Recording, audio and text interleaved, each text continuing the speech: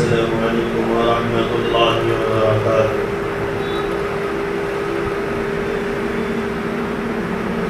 الحمد لله الذي هدانا لهذا الإيمان وما كنا لنهتدي لولا أن هدانا الله، والصلاة والسلام على أفضل الرسل وأتم عليه الرسالة وختم به النبوة، وعليه التحيات والصلوات، وعلى آله الطيبين الطاهرين وأصحابه أجمعين. هم خلاصة العرب العرباء وخير الخلائق بعد الأنبياء. أما بعد، فأعوذ بالله من الشيطان الرجيم. بسم الله الرحمن الرحيم. وما خلقت الجن والإنس إلا ليعبدون ما أريد منهم من رزق وما أريد أن يطعمون إن الله هو الرزاق ذو القوة المتين. فإن للذين ظلموا ذنوبا مثل ذنوب أصحابهم فلا يستعجلون.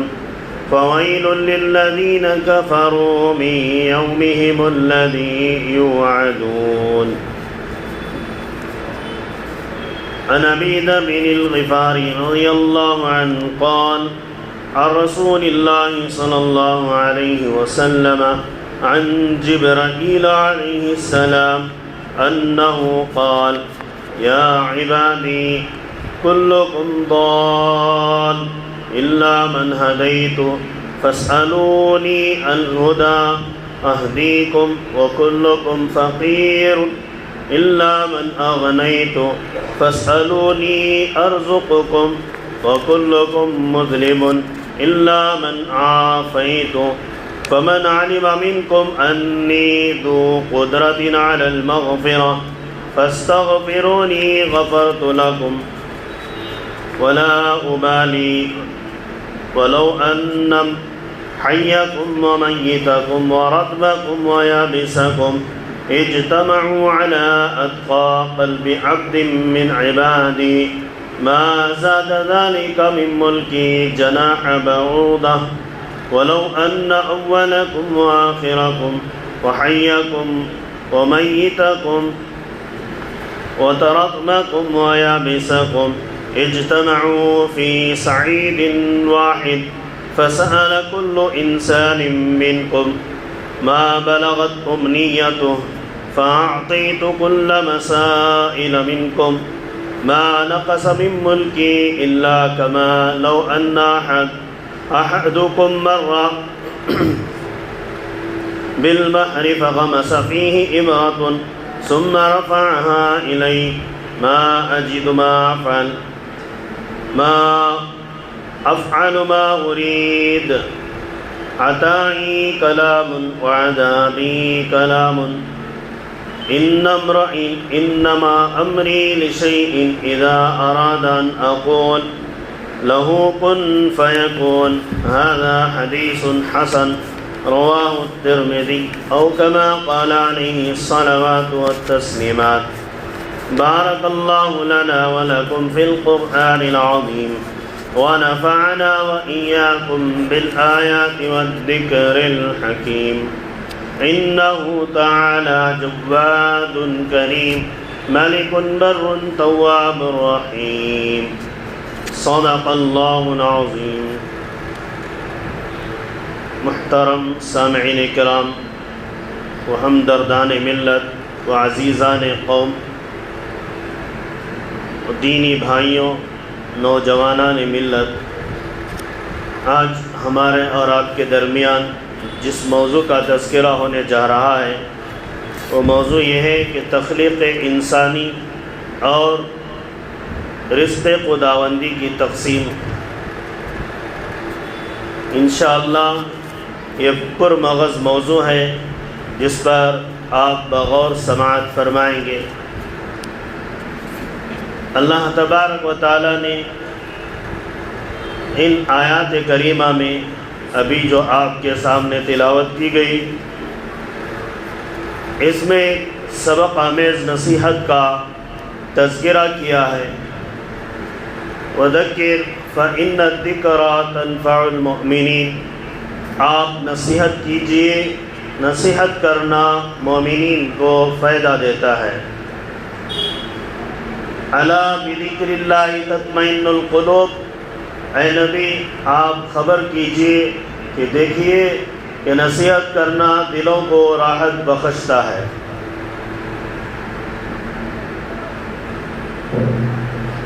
نصیحت پورا دین ہی ہے اور پوری شریعت ہی نصیحت ہے کہ امت ہدایت پر آ جائے اور ہدایت پر باقی رہے، اور ہدایت اور کلمے کے ساتھ اس کی موت ہو جائے، اور عالم بالا میں عرش خداوندی کے پاس، رب ذوالجلال کے پاس اپنا نامہ اعمال سیدھے ہاتھ میں لے لے، پلسرات کو پلک جھپکنے کے برابر پار کر دے اور جنت میں بغیر حساب کتاب کے داخل ہو جائے۔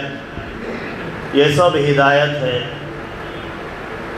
اور یہ سب نصیحت والی باتیں ہیں کہ دنیا ایک فنا ہونے والی جگہ ہے، جو اس کے پیچھے لگا رہتا ہے اللہ تبارک و تعالیٰ اس سے اپنا ذمہ ہٹا لیتے ہیں، اور آخرت ایک باقی رہنے والی جگہ ہے جس کے پیچھے اگر بندہ لگا رہتا ہے اللہ تعالیٰ اس کے ذمے کو اپنا ذمہ کر لیتے ہیں، اس کے قدموں میں روزی کو ڈالتے ہیں، دنیا کی ساری مخلوقات کو نچھاور کر دیتے ہیں۔ ایک مقولہ ہے، بعض احباب اسے حدیث بھی کہتے ہیں، من کان للہ کان اللہ لہ، اللہ کا بندہ جو ہو جاتا ہے اللہ اس کا ہو جاتا ہے۔ ایک دوسری حدیث ہے، الدنیا خلقت لکم وانتم خلقتم للآخرہ، دنیا تمہارے لیے پیدا کی گئی ہے اور تمہارے بنانے کا مقصد آخرت ہے۔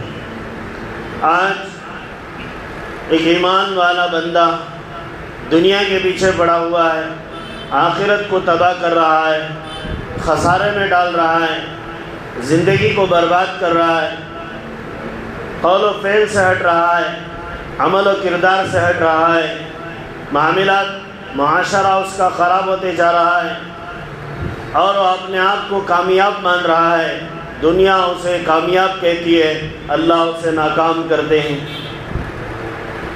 اور اللہ جسے کامیاب بنائے اسے فاقے کی زندگی دیتے ہیں، سلوٹوں میں و کروٹوں میں وہ زندگی گزارتا ہے، اپنے بیوی بچوں کو سسکتا دیکھ کر خود بھی روتا ہے، اپنے تقاضے پورے نہ ہوتے ہوئے رب کے دربار میں ہاتھ اٹھاتا ہے، اللہ اس کی التجا کو باقی رکھتے ہیں، کل آخرات میں اسے جنت سے میں محلات سے نوازتے ہیں، آرائش و سکون عطا فرماتے ہیں، بیش بہا محلات ایمان والوں کے لیے جنت میں تعمیر کیے گئے ہیں۔ اللہ تبارک و تعالیٰ کا رزق وسیع ہے، اللہ تعالیٰ دنیا میں بھی سب کو رزق دیتا ہے، آخرت میں بھی سب کو رزق دیتا ہے۔ دنیا میں جو رزق دیتا ہے وہ عمومی ہوتا ہے، چاہے اس کو مانے چاہے نہ مانے، چاہے اس کے در پر سجدہ کرے چاہے کسی اور کے در پر سجدہ کرے، چاہے اس کے درمیان میں ہاتھ اٹھا کر دربار میں مانگے، کیا کسی غیر کے دربار میں ہاتھ اٹھا کر مانگے، لیکن اللہ تعالیٰ اپنے بنائے ہوئے بندوں کو، اپنی بنائی ہوئی مخلوقات کو رزق عطا فرماتا ہے۔ انسان اعلیٰ عقل سے نوازا گیا ہے، افضل اور کرامت دی گئی ہے، شرافت دیا گیا ہے، بزرگی دی گئی ہے، اس لیے عقل کامل دی گئی ہے، اسے عقل ناقص نہیں دی گئی۔ قرآن کہتا ہے انسان کے بارے میں، وَلَقَدْ كَرَّمْنَا بَنِي آدَمَ، ہم نے آدم کے اولاد کو عزت سے نوازا ہے، فضیلت سے نوازا ہے۔ پھر فرمایا وَفَضَّلْنَاهُمْ عَلَىٰ كَثِيرٍ مِّمَّنْ خَلَقَ تَفْضِيلًا، ساری دنیا کی مخلوق میں اسے برتری عطا کی ہے۔ اس میں ہم نے نبیوں کو بنایا ہے، اس میں ہم نے زاہدوں کو بنایا ہے، اس میں ہم نے اولیاء کو بنایا ہے، اس میں ہم نے صحابہ کو بنایا ہے، اس میں ہم نے تابعین کو بنایا ہے، اس میں ہم نے قرآن کے سمجھنے والوں کو پیدا کیا ہے، اس میں ہم نے فلاسفرز کو پیدا کیا ہے، اس میں ہم نے بڑے بڑے ماہر لوگوں کو پیدا کیا ہے، اس میں ہم نے ہر ایسی شخصیت کو بنایا ہے جو آخر ایک انسان ہی ہے، اسے عقل سلیم دینے کی وجہ سے اللہ تعالیٰ ان مقامات سے جب اسے نوازا ہے تو کل آخرت میں اس کے درجات ہوں گے۔ نبیوں کا درجہ الگ ہوگا، شہداء کا درجہ الگ ہوگا، متقیوں کا درجہ الگ ہوگا، اولیاء اکرام کا منصب الگ ہوگا، تمام کو مناصب دیے جائیں گے اور اپنے اپنے منصبوں پر فائز و فائق رہیں گے۔ لیکن انسان جو ہے دنیا کے پیچھے پڑا ہوا ہے، جبکہ دنیا اسے دینے کا وعدہ ہے، اور مومن بندے کو تو خصوصی طور پر دنیا دینے کا وعدہ ہے، لیکن ایک ایمان والا اعمال سے غافل، نماز سے دور، اذان سے کوسوں دور، اذان ہوتی ہے گھر میں ریڈیو ٹیپ ریکارڈ تو دور کے بعد نت نیے ناچ گانے فلم دیکھتا ہوا صرف ساؤنڈ لیس کرتا ہے اور کہتا ہے کہ رب کی آواز صرف ہمارے گھر تک پہنچی ہے اور ہماری آنکھوں تک نہیں پہنچی، ہمارا دل اندھا، ہمارے آنکھ دیکھنے کے باوجود اندھے، ہماری عقل ہونے کے باوجود ہم دیوانے دنیا کے ہو گئے، پاگل ہو گئے ہیں۔ لهم قلوب لا يفقهون بها ولهم أعين لا يبصرون بها ولهم آذان لا يسمعون بها أولئك كالأنعام بل هم أضل۔ اللہ کہتا ہے کہ ان کو دل ہیں لیکن قابل نہیں سمجھنے کے، ان کے آنکھیں ہیں دیکھنے کے قابل نہیں ہیں، ان کے کان ہیں سننے کے قابل نہیں ہیں، ان کے ہاتھ ہیں لیکن پکڑنے کی طاقت نہیں ہے، ان کے پاؤں ہیں نیک اعمال کی طرف چلنے کی طاقت نہیں ہے۔ اللہ کہتا ہے اولئک کالانعام، وہ جانور ہیں انسان کی شکل میں۔ اولئک کالانعام، قرآن کہتا ہے پارہ نمبر 9 میں یہ آیتیں ہیں، اولئک کالانعام، وہ جانور ہیں۔ میں آپ سے کہہ دوں تو آپ مجھ پر لپک جائیں، کیا آپ اللہ پر لپکو گے؟ جس نے بد عمل انسان کو اللہ نے کہا اولئک کالانعام، وہ جانور ہے۔ پھر فرمایا ارے جانور کو تو تھوڑی عقل ہے، وہ صبح کو رزق حسن حاصل کرنے کے لیے، اللہ سے روزی طلب کرنے کے لیے تسبیح کرتا ہوا، چہچہاتا ہوا، آوازیں ڈالتا ہوا رب کی پکار لے کر پہنچتا ہے، اور اس بھروسے سے پہنچتا ہے کہ شام تک اس کا مالک، اس کا رازق اسے پیٹ بھر کر لوٹا دیتا ہے۔ حدیث میں آتا ہے اگر ایک ایمان والے کا اتنا ایمان ہو جائے کہ وہ ایک پرندے کے برابر ایمان رکھے، خالی پیٹ اپنے گھر سے نکلے اور رزق حسن کی تلاش میں نکلے اور ذکر کرتا ہوا نکلے اور شام کو پیٹ بھرا لوٹ جائے، اور اتنا بھی اگر تم اللہ پر بھروسہ کر لو گے تو تمہاری کامیابی کے لیے بہتر ہے۔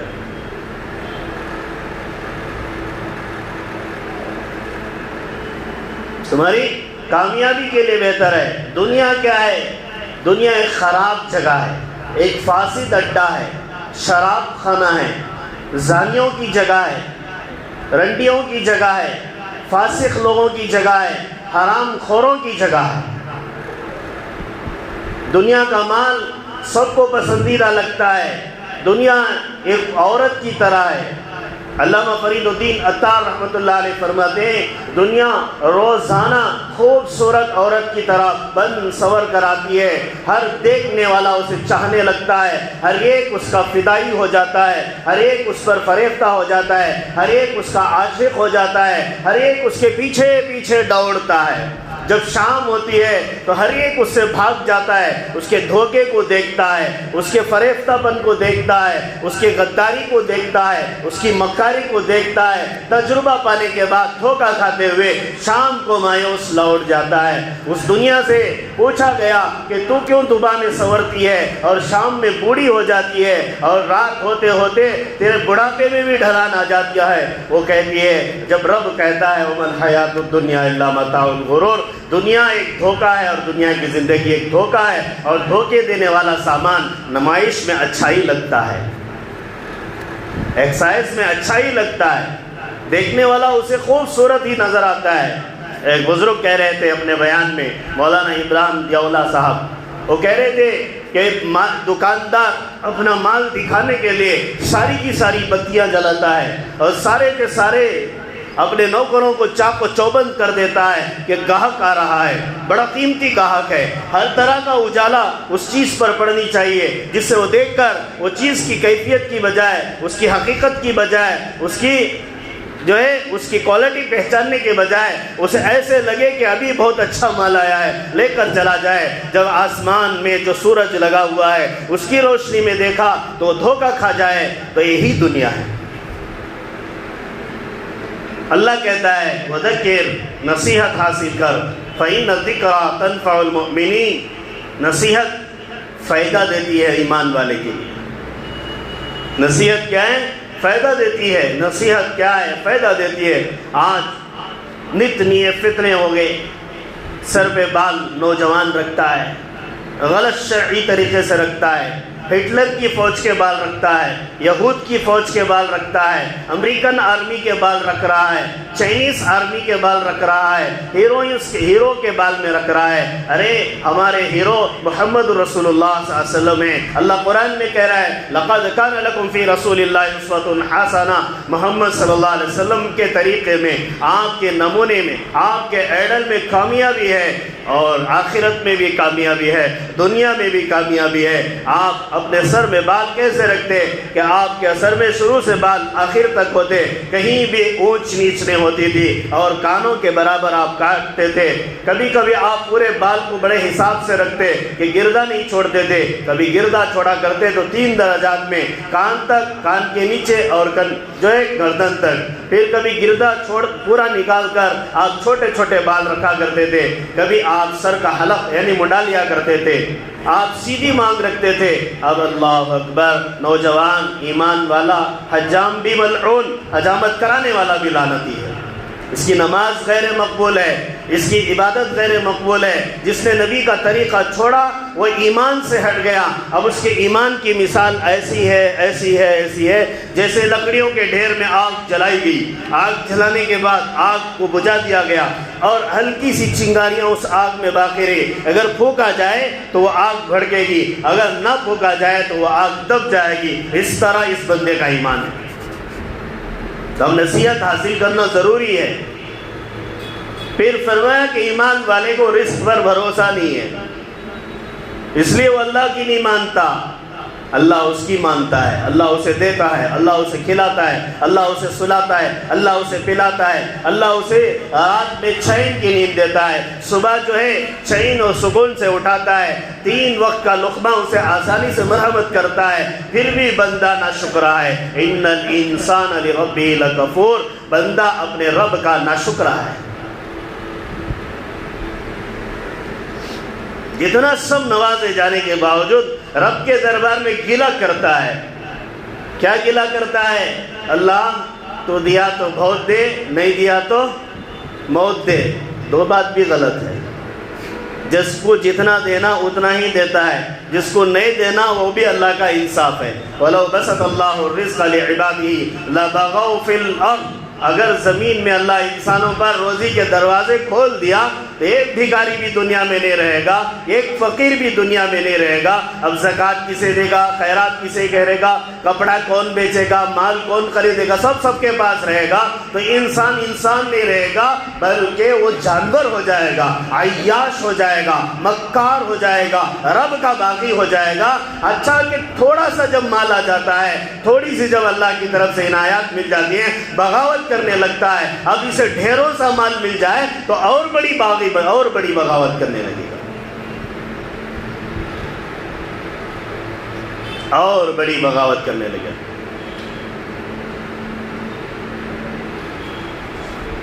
اللہ کہتا ہے ہم اتنا نہیں دیتے، جتنا ضرورت ہے اتنا دیتے ہیں، اور جس کو دینا ہے اسی کو دیتے ہیں۔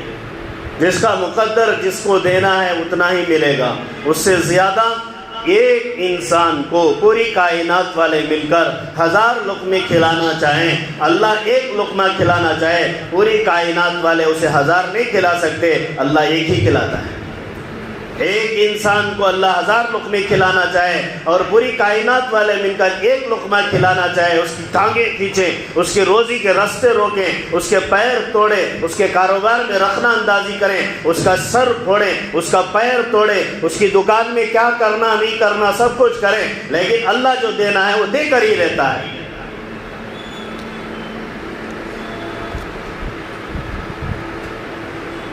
ماں کے پیٹ میں جب انسان ٹھہرتا ہے، ایک فرشتہ مقرر کیا جاتا ہے، لمبی حدیث ہے، اس میں وہ فرشتے کو اللہ ہر 40 دن پر نیا آرڈر پاس کرانے کے لیے حکم دیتا ہے، ری سروسز۔ 40 دن مکمل ہونے کے بعد وہ فرشتہ پوچھتا ہے اشقی ام سعید، احی ام میت، اسے نیک بخت بنانا ہے یا بدبخت بنانا ہے؟ کہ پروڈکٹ جو ہو رہا ہے اچھا کرنا ہے یا خراب بنانا ہے یا کاپی کرنا ہے؟ دوسری بات ہے کہ ابھی اسے باقی رکھنا ہے یا جان سے مار دینا ہے؟ احی ام میت۔ تیسری بات بتائے کہ اسے روزی کہاں سے ملتی ہے اور اس کی موت کہاں پر آتی ہے؟ وہیں سے سوال، جس کی ویلیڈیٹی پیدا ہونے کے ساتھ ہی شروع ہو جاتی ہے اور ویلیڈیٹی کی کوئی گارنٹی نہیں، یا ان گارنٹی پرسنس جو ہے اتنا مر مٹتے ہیں، اتنا مر مٹتے ہیں۔ اللہ اکبر۔ اللہ کے حکموں کو توڑنا، نبی کے طریقے کو چھوڑنا اللہ کی ذات سے بغاوت ہے اور نبی کی ذات سے بغاوت ہے۔ سب سے بڑا باغی کون ہے؟ جو اللہ اور اس کے رسول کے طریقے کو چھوڑ دے، سب سے بڑا باغی ہے۔ اللہ کے نبی صلی اللہ علیہ وسلم نے فرمایا جس نے میری سنتوں کی پیروی کی وہ جنت میں جائے گا، اور جس نے میری سنتوں کو چھوڑا وہ جہنم میں جائے گا۔ صحابہ پوچھتے امیہ یا رسول اللہ، آپ کا بھی کوئی انکار کرنے والا ہے؟ ہاں، ایک زمانہ آئے گا لوگ انکار کریں گے۔ آج بولتے ہیں حضرت کو کیا جی کام، بیٹھ کو بیان کرنے کا کام، زندگی کیا کر کو وہاں کو باہر میدان میں دیکھے تو معلوم ہوتا۔ اللہ اکبر۔ قرآن ایک فلسفہ نہیں ہے، ہدایت کی کتاب ہے۔ قرآن موت تک کی کتاب نہیں، موت کے بعد والی بھی کتاب ہے۔ قرآن کے اندر اللہ نے ظاہری زندگی کو جیسے بتایا ہے، کمانے کھانے کے جینے مرنے کے اصول جو بتائے، آخرت اور جنت اور جہنم کو بھی بتایا ہے۔ تب ایک ہی تو کتاب میں یہ تذکرے ہیں، تو دنیا بھی ہے اور آخرت بھی ہے، اللہ کے حکم کے مطابق ہے، اللہ کے حکم کے مطابق ہے۔ دوسری بات، روزی ایک مسئلہ ہے انسان کو، اللہ کا حکم ہے طلب کسب الحلال فریضۃ بعد فریضۃ۔ اللہ کے نبی نے فرمایا کہ حلال کمائی کا اختیار کرنا ایک فریضہ ہے، ایک ذمہ داری کے بعد۔ پہلی ذمہ داری اللہ کی عبادت، دوسری ذمہ داری کیا ہے؟ رزق کو کمانا، حلال رزق حاصل کرنا، پاک رزق حاصل کرنا۔ پاک رزق حاصل کرنے میں بہت سا فاقہ ہوتا ہے، بہت سی پریشانیاں سر لینی پڑتی ہیں۔ حرام رزق حاصل کرنے میں کسی طرح کی پریشانی نہیں، کسی طرح کی پریشانی نہیں، لیکن لاگنے کے بعد بہت پریشانی۔ کہتے فائنینشیل ڈپارٹمنٹ کے میں پوچھوں، دیکھنے میں تھاٹ باٹ سے رہتے ہیں، کار بنگلہ سواری کمپنی سب رہتی ہے، سب کے اوپر جو ہے کئی بینکوں کا قرضہ لدا رہتا ہے، اور قرض دینے والے بھی انہی کے پاس جاتے ہیں۔ ظاہر میں وہ باحیثیت لوگ نظر آتے ہیں، حقیقت میں سب سے بڑے فقیر ہیں وہ، اس لیے کہ قرض دینے کے لیے دنیا والے دوڑ رہے ہیں کہ ان کو قرض دیے تو ہم نا ریٹرن اچھا ملتا ہوگا۔ بعد میں کنگال ہو گیا تو اسے کہتے ہیں یہ آدمی بہت بڑا کنگال، دیوالیہ لگ گیا، پیر ٹوٹ گئے، اس کے ہاتھ ٹوٹ گئے، اس کی زندگی خراب ہو گئی۔ اللہ کے دربار میں اگر اعمال کا دیوالیہ لگ گیا، نیکیوں کا بھنڈوار نہیں رہا، تو اللہ کے دربار میں جس کا دیوالیہ ہو گیا وہ جنت میں نہیں جائے گا، جہنم میں جائے گا۔ دنیا میں دیوالیہ لگ گیا تو عدالتیں معاف کر سکتی ہیں، اللہ کے دربار میں دیوالیہ لگ گیا تو اللہ چاہے تو معاف کرے، اگر نہ چاہے تو جہنم بھیج دے، اللہ حفاظت کرے۔ تو مال کا ہونا بڑی بات نہیں ہے، مال اللہ کی طرف سے ملتا ہے، مال کا صحیح استعمال کرنا بڑی بات ہے، اور رزق کا مل جانا جس کو جتنا رزق مقدر ہے اتنا ہی ملے گا، اس سے زیادہ طلب کرنا اچھی بات نہیں ہے۔ اور انسان کی شقاوت اور بدبختی اللہ نے اس کے پیٹ میں ہی ایک فرشتے کے ذریعے سے تحریر کرا دی ہے۔ اور قرآن کہتا ہے اس بارے میں فَأَمَّا الَّذِينَ سُعِدُوا فَفِي الْجَنَّةِ لَهُمْ فِيهَا مَا يَشَاءُونَ، جو لوگ نیک لوگ ہوں گے، جن کی زندگی میں نیک بختی لکھی جائے گی، وہ لوگ کون ہوں گے؟ نیک بخت، وہ جنت میں ہوں گے، اللہ کی مرضی انہیں ملے گی، دنیا میں بھی آخرت میں بھی۔ علامہ شبلی رحمۃ اللہ علیہ کے شیخ یا علامہ شبلی ایک واقعہ یاد آیا، ان کے پاس ایک نوجوان خدمت میں رہے، بڑے ہو گئے، حضرت سے کہا کہ میں شادی کرنا چاہتا ہوں۔ حضرت نے کہا چلو۔ راستے میں چل رہے تو درمیان میں ایک سیب ملا، پانی میں بہتا ہوا ندی میں، اس کو اٹھا لیا۔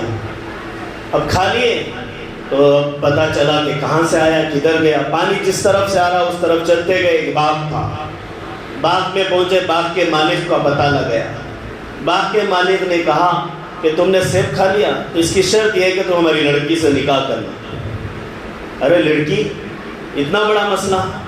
ٹھیک ہے، اب چاروں ناچار کل اللہ ناراض ہو جائے نکاح کر لیں گے، مان لیا۔ لڑکی کے شرائط کیا ہے؟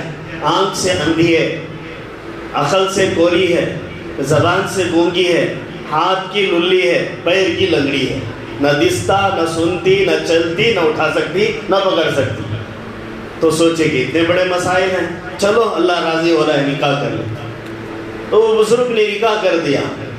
نکاح ہونے کے بعد دیکھا کہ آنکھ سے دیکھ بھی رہی ہے، کان سے سن بھی رہی ہے، زبان سے بول بھی رہی ہے، ہاتھ بھی اچھے ہیں، پیر بھی اچھے ہیں، پیر بھی اچھے ہیں۔ تو واپس آ گیا دلہا باہر، کہنے لگا جو شرائط آپ نے دیے تھے ویسی لڑکی نہیں ہے، یہ تو بہت خوبصورت، حسین، دیکھنے والی، بینا، سننے والی، سمجھنے والی، چلنے والی، ہاتھ بھی اس کے اچھے، سب صفات سے متصف ہے، اعلیٰ ہے، خوبصورت ہے۔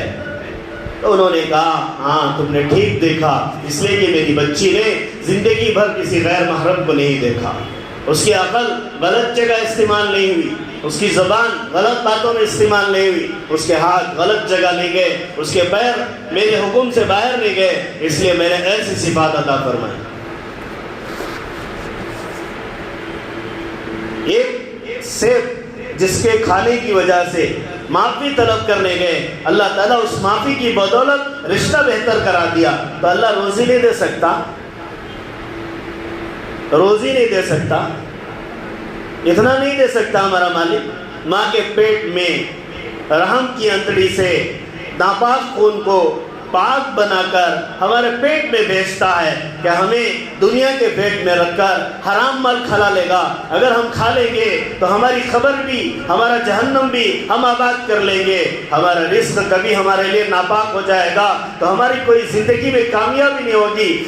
جنہوں نے ناپاک رزق کو کمایا ہے، خدا کو ناراض کر کے کمایا ہے، ان کی زندگی کامیابی کے راستے میں کبھی نہیں لگی، اور ان کا مال صحیح جگہ کبھی بھی نہیں لگے گا۔ ہاں، جس اللہ والے نے بھی اگر کھا لیا اس کے خے ہو جائیں گے، اس کا پیٹ میں درد ہو جائے گا، اس کے پاخانے شروع ہو جائیں گے، اس لیے کہ حرام مال کو نیک لوگوں کے پیٹ میں اللہ نہیں بساتا۔ اللہ حرام مال کو نہیں بساتا۔ تو پاک رزق ہونا چاہیے، رزق بھی جو ہے پاک۔ اللہ کہتا ہے اپنے نبیوں کو یا ایھا الرسل کلوا من الطیبات واعملوا صالحا، اے میرے رسولوں پاک روزی کھاؤ۔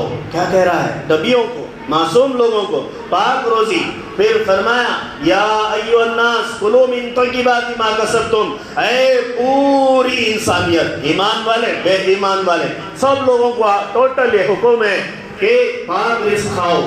پھر اللہ تعالیٰ ایمان والوں کو کہتا ہے یا ایھا الذین آمنوا کلوا من طیبات ما رزقناکم وَإِن كُنتُمْ إِيَّاهُ تَعْبُدُونَ، اگر تم اللہ کی عبادت کرتے ہو، ایمان والے اللہ کو مانتے ہو تو پاک روزی کھاؤ۔ برتن اچھے ہو جانا، شیشے کے برتن میں کھانا کھا لینا، ٹیبل پر کھانا کھا لینا، نت نئے آئرن مار کر کپڑے پہن لینا، یہ پاک نہیں ہے۔ مال میں آنے والا جو محنت کا رس ہے وہ پاک ہونا ہے۔ اگر محنت کا رس ناپاک ہے، کتنا بھی آئٹم ہو، کتنا بھی آئیڈل ہو، کتنا بھی سسٹم ہو، سب اللہ کے نزدیک غیر مقبول ہے۔ نہ عبادت قبول ہوگی، نہ نفل قبول ہوگا، نہ صدقہ قبول ہوگا، نہ حج قبول ہوگا، سب اللہ کے دربار میں لات مار کر دھتکار دیا جائے گا۔ ایک واقعہ حدیث شریف میں نقل ہے، مسلم شریف کی روایت ہے کہ آسمان سے ایک بادل جمتا ہے، ایک نوجوان آؤٹ میں کھڑا ہو جاتا ہے، بادل سے آواز گرجتی ہے کہ فلاں شخص کے باغ میں یہ پانی جانا ہے، تو ٹیلوں پر پانی پڑتا ہے، چھوٹے چھوٹے پہاڑوں پر، برسات برسنے کے بعد نالی سے جاتا ہے۔ وہ نوجوان اللہ والا ہے، اس نے وہ صدا سنی جس کا نام لیا گیا، تو نوجوان اس پانی کے ساتھ چلتا ہے، چلتے چلتے ایک باغ میں پہنچتا ہے۔ باغ والے کو پوچھتا ہے کہ تمہارا نیک عمل کیا ہے؟ وہ کہتا ہے تمہارا نام کیا ہے؟ میرا نام پوچھتا ہے، اس کو اپنا نام وہی سناتا ہے جو بادل میں لگتی ہے آواز۔ تو کہتا ہے تمہیں کیسا معلوم؟ کہنے لگا کہ بادل میں تمہاری آواز آئی، اللہ نے تمہارے لیے پانی کا انتظام کیا۔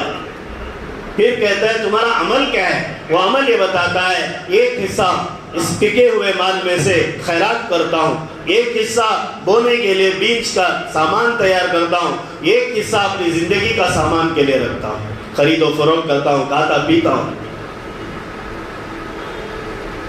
اللہ جسے دینا چاہے کہیں سے بھی دے دیتا ہے۔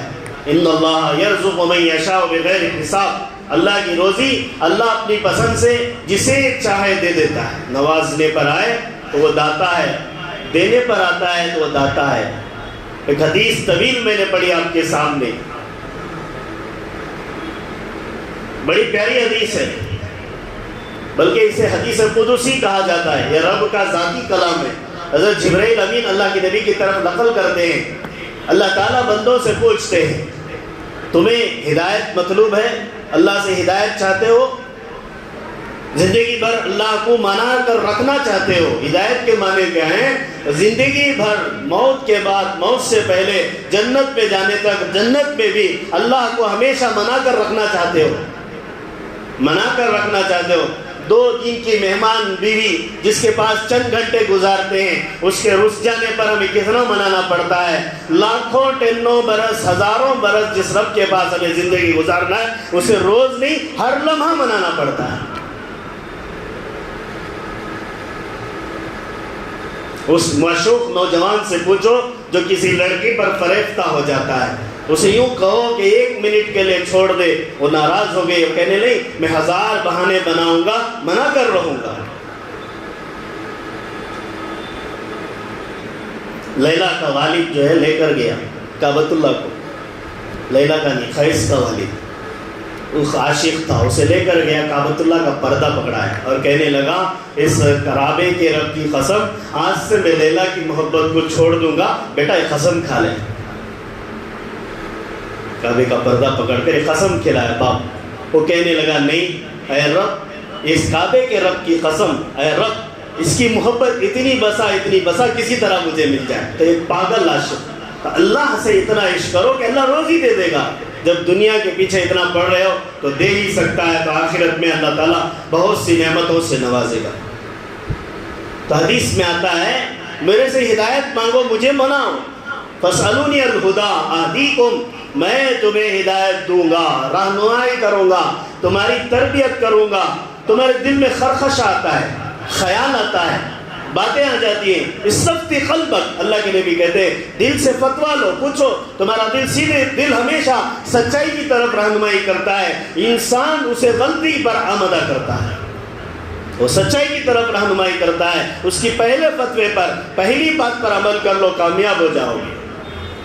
پھر فرمایا کہ تم لوگ پورے کے پورے لوگ یہ سوچتے ہو کہ میں روزی دوں گا، ہاں میں روزی دوں گا، تمہارے سے اول کا، آخر کا، پہلے کا، بعد میں کا، انسان ہو یا جنات ہو، سوکھی چیزیں ہوں یا کچی چیزیں ہوں، سب سے یہ وعدہ ہے کہ سب مل کر میں وہ جو چیز دیتا ہوں وہ نہیں دے سکتے، اتنی میرے پاس طاقت ہے۔ اور کسی ایک نیک بندے کو میں کچھ کھلانا چاہوں تو تمہارے بس کی بات نہیں، میں کھلا کر رہوں گا، اور کسی ایک بد کردار آدمی کو میں نہ کھلانا چاہوں، تمہارے اتنی ساری مخلوقات کی بس کی بات نہیں، میں روک سکوں گا۔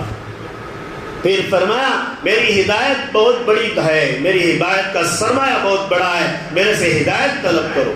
پھر فرمایا میری مغفرت کا سمندر بھی بہت بڑا ہے، میں سب کو معاف کر دوں گا، فاستغفرونی، مجھ سے معافی چاہا۔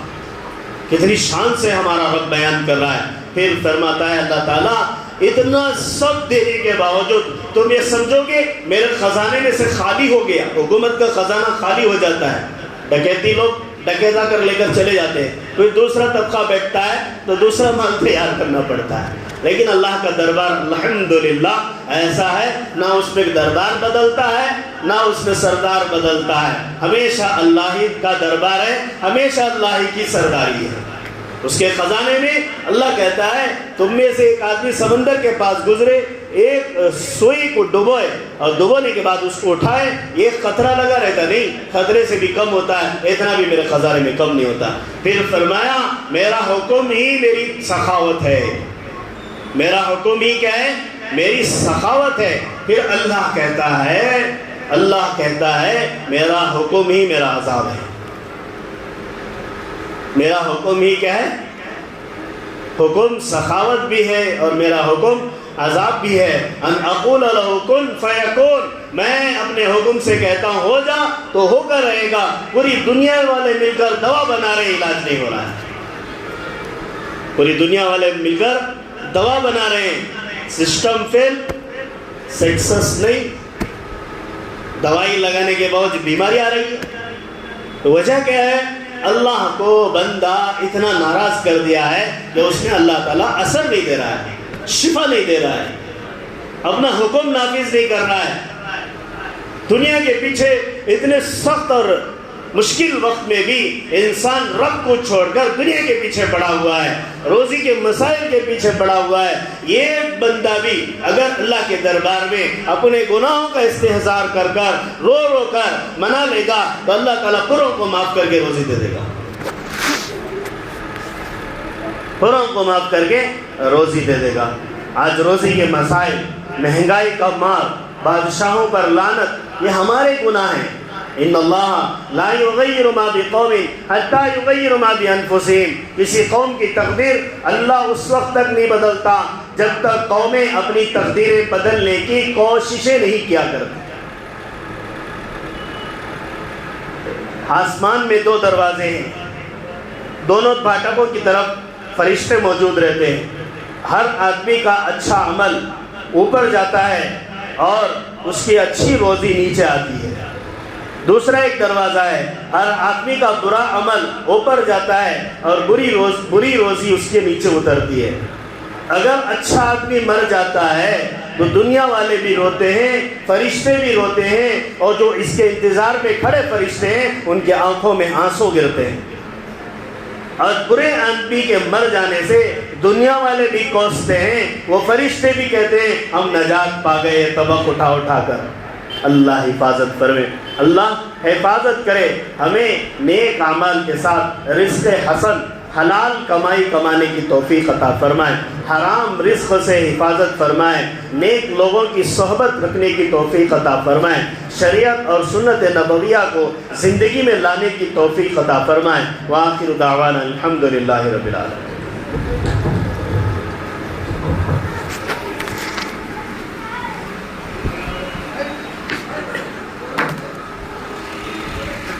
بسم